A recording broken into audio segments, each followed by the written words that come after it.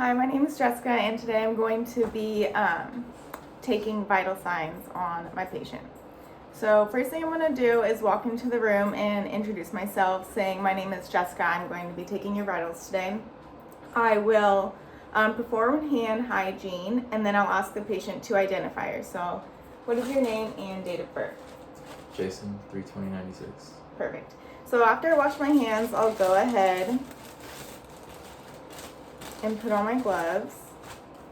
I'm going to gather the rest of my supplies, which will be a thermometer, my stethoscope, a blood pressure cuff, and that should be it. So when you assess the temperature, you can either do it orally, under the armpit, on the tympanic membrane, or rectally. So I don't have a thermometer right now, but if I did orally, I would say I'm going to assess or take your temperature. I would put a probe on, and then I would ask the patient to open their mouth and touch the tongue to the roof of their mouth, and go ahead and place the thermometer under the patient's tongue, and then leave the thermometer there until it beeps. And then once it beeps, I will take the thermometer out, dispose of the probe, and then put the probe back, and then document my findings.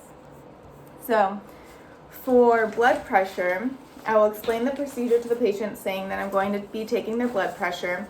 I want them to be sitting fowlers with their feet flat on the floor, not crossed, and their arms just at their resting on their legs.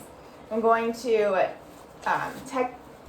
take the patient's blood pressure with no clothing on, or no clothing on the arm.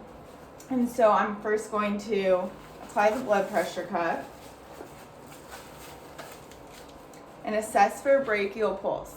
And then once I can palpate the brachial pulse, I'll go ahead and grab my stethoscope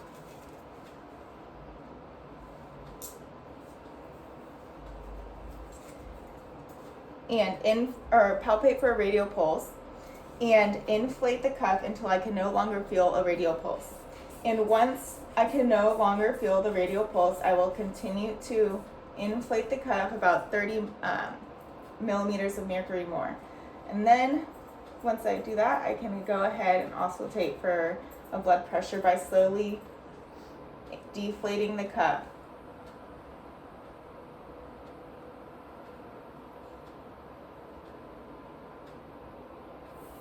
So I got a blood pressure of 120/76, and you can detect this by listening for the beat and then recording or memorizing the first number.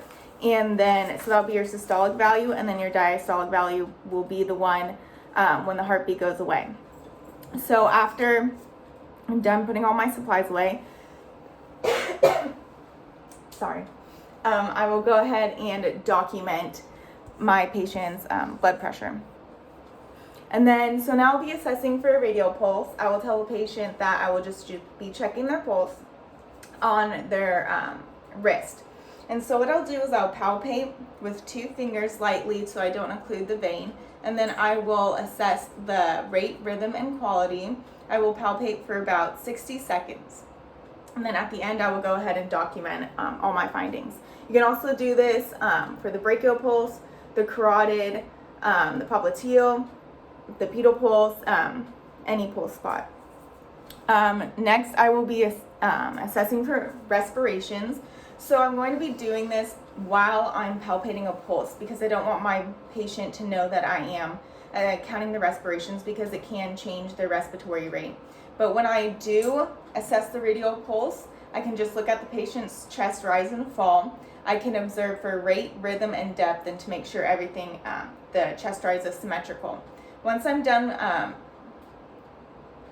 once I'm done counting for 60 seconds while I'm doing the pulse, I can just document that as well. And then lastly, I will assess the patient for pain. So I'll just verbalize or ask the patient if they have any pain on a scale of 0 to 1 to 10. So do you have any pain? No pain. Okay, perfect. So that would be documented as a 0 out of 10 pain. If the patient does have pain, I would go further into a pain assessment. All right, thank you.